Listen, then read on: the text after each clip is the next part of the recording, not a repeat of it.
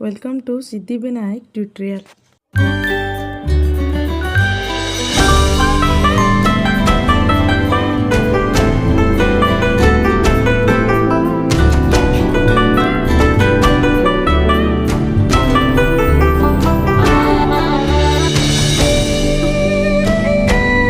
Video आम करवा class 3 रो साहित्य बही टिकी फुलतिराबास पाठर आम सरलार्थ गुड़ी करवा।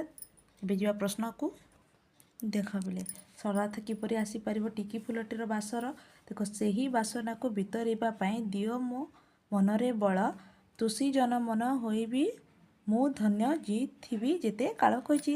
यही भली पद्य गुड़ी तुम जो मनरे भल भाव बुझी जाइथिबो ताहले तुम सरलार्थटी अति सहजरे करिपारिबो।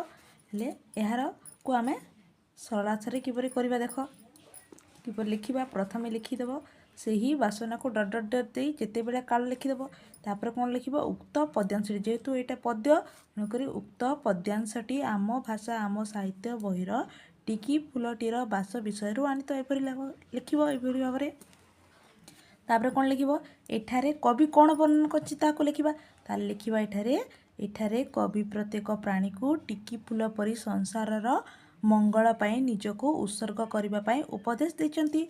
तुमको यही पद्यर अर्थ बुझा पड़ो प्रथमे ताले जहाँ देती आम गद्य लिखा।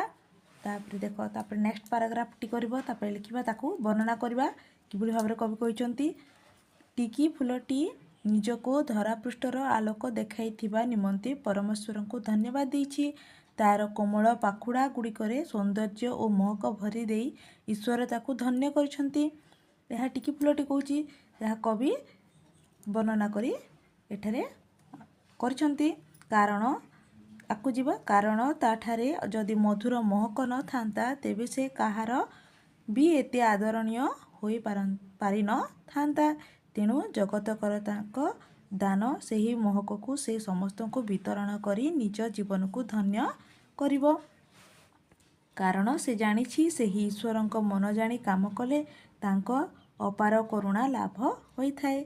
फुलटी सारा जीवन निज सुबास वितरण करी निज मन को संतोष करिबा पाई और यही कार्य करिबा पाई निजको शक्ति देवा पाई से जगतकर्ता को अनुरोध करिछि।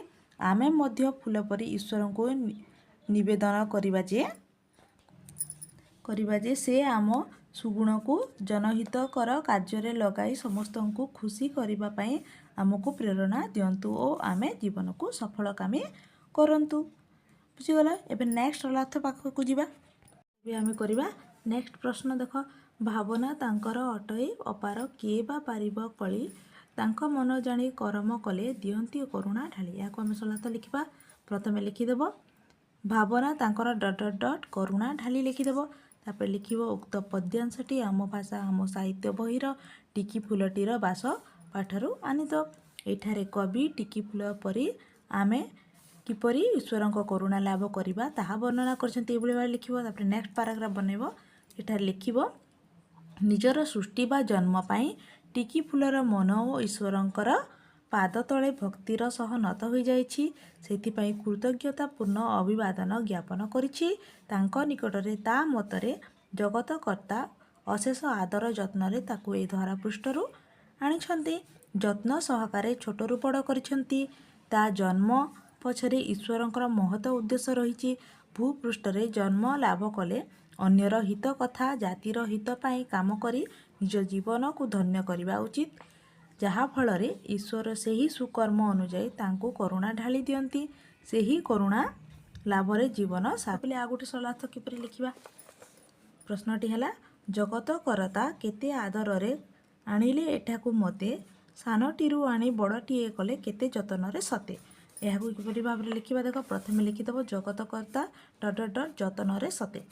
तापर लिखा उक्त पद्यांशटी आम भाषा आम साहित्य बहिर टिकी फुलर बास विषय आनीत बा पाठर आनीत लिखिपर।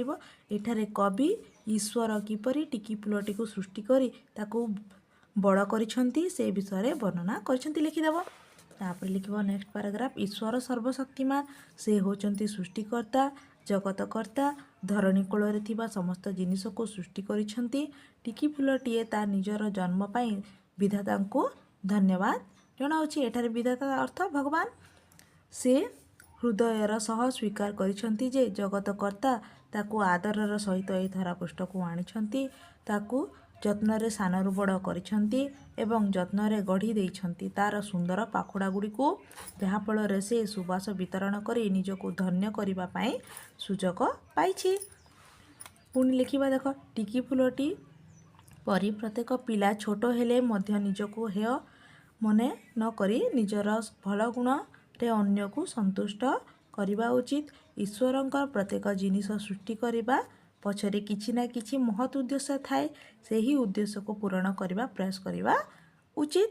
ଏଭଳି ଭାବରେ ସରଳତା ଗୁଡ଼ିକ ଲେଖିବ। ବୁଝିଗଲା ପିଲେ? এই ଭିଡ଼ିଓଟି ଦେଖିଥିବା ପାଇଁ ଧନ୍ୟବାଦ।